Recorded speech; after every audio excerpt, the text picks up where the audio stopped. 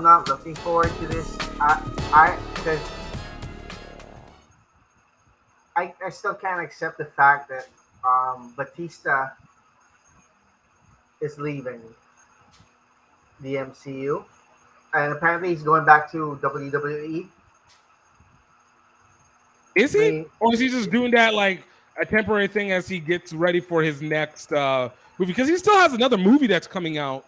Um, Crap, I forgot the name of it. It's like Spy something or something to that yeah, effect. I mean those are one-off things, but you know, They're all one-off things. That's all he wants to do. The man wants to be an actor, not a franchise. He wants to be an yeah, actor. But what about the yeah. trailer? What about the trailer itself? What do we think of the Trailer trailer? was great, and I was like, "Whoa, it's Adam Warlock!" And like, I'm curious to see what's with the deal with Rocket and that otter creature. I heard it's his girlfriend. Yeah, So we might see a bit of otter on raccoon action. You never know. We might get lucky. You wouldn't put it past James Gunn, would you? You just No. You wouldn't put it past him. Although again, it's a PG rating. Yeah. PG-13, sir. PG-13. I don't even know what that is. I just know what PG is. What else? yeah. I'm pretty excited for it because of these things, but it's just a really huge bummer that it looks like they're breaking up the team. Yeah. Yeah, I mean, for me, I think with this one, I'm emotionally prepping myself for it because I feel Infinity War's sadness coming without the immediate buildup. Because again, for the fact that this is going to be the last time that all of them will be together in a solo movie, because after James Gunn, they're, obviously, like you said, Dave Bautista is going to be out. So Drax is going to be gone or he's going to die. And to be honest with you, he doesn't have much more character. He doesn't really have any more character ceiling to grow on. Like, the only thing that he can do is return back to his family or in some way, shape, or form. Oh wait, no, there's still, the Infinity War. Like in the comics, he's in a group with Adam Warlock and Pip the Troll and Moondragon. But there is a lot more he can do. But not character-wise. Same Drax. It's just now Drax being Drax on a different team, which, again, that's why I go back to the character arc. There's not much for him to learn. He's not going to become a more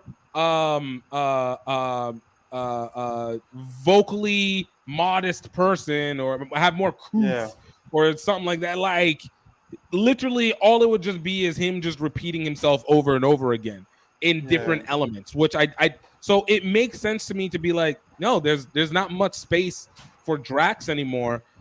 Peter Quill, I think we'll still get Peter Quill. We'll still get Mantis. We'll still get Gamora and Gamora's sister. Obviously now with Adam Warlock, that'll develop, but it's just we're not gonna get another Guardians of the Galaxy solo movie again.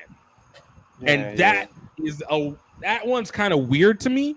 And also, again, the question is, are we even going to get Rocket anymore? Like, is what's his name going to be coming back as Rocket anymore? So we don't know, do we?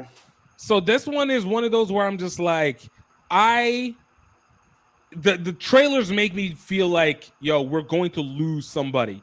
So I need to prep to lose somebody. I think this is going to be like Iron Man lose somebody, not Black Panther.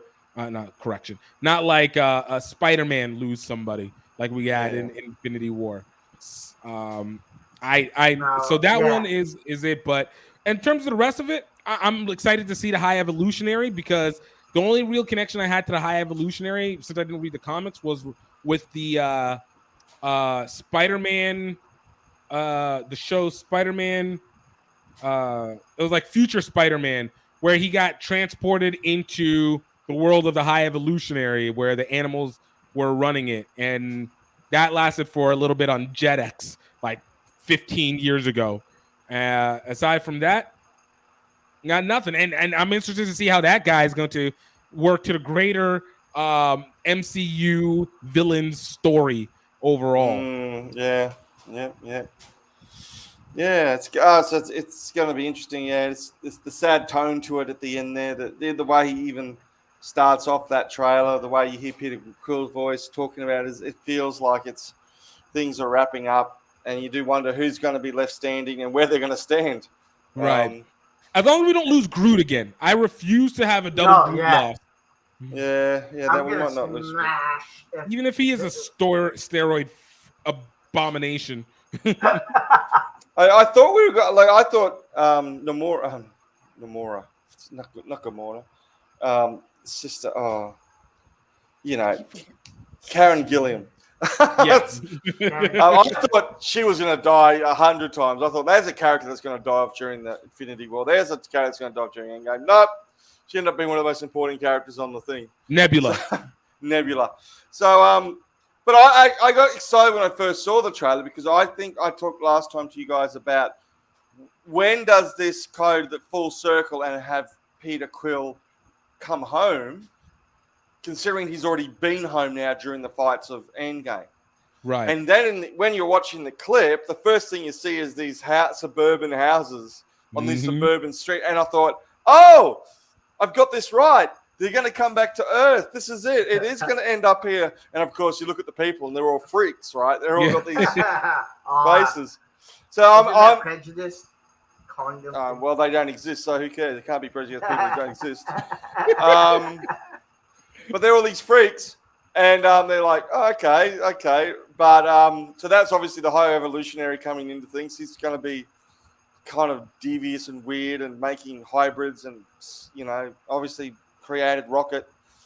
And I'm here for that. And but I thought the other thing I thought was interesting, and a little thing, but it's been pointed out by most people, is the song in it, which is Space Hog's Meanwhile, I think it's called.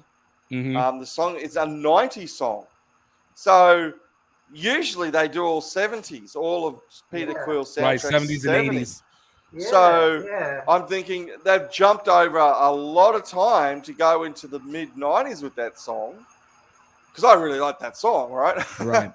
I think the 90s are greatly underappreciated by my generation. Yes. And I needed to make sure you added the right parts to it.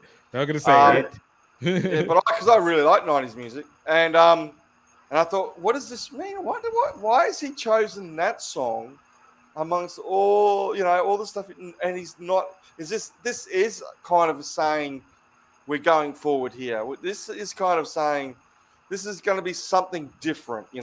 This is going to be something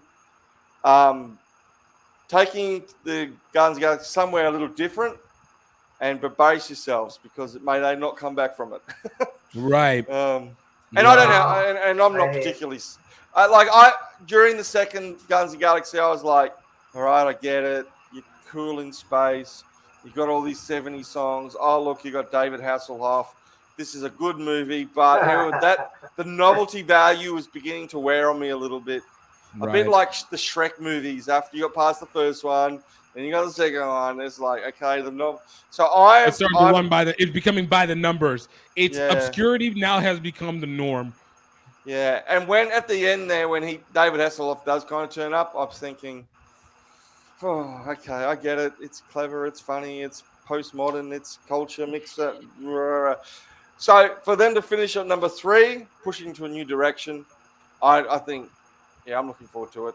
Nice. And I just trust, and plus having seen James Gunn do all this other stuff now with Peacemaker, he's more than just a one-trick pony. Like Peacemaker, the Suicide Squad, even that Guardian Guardians Christmas special, where he's not leaning on pop culture stuff all the time. He's actually producing funny things, funny characters, great stories. I'm here for it. Let's remind our friends to please click on the subscribe button and hit that notification bell so you know when we have new videos out. Subscribe! I gotta be gone or die.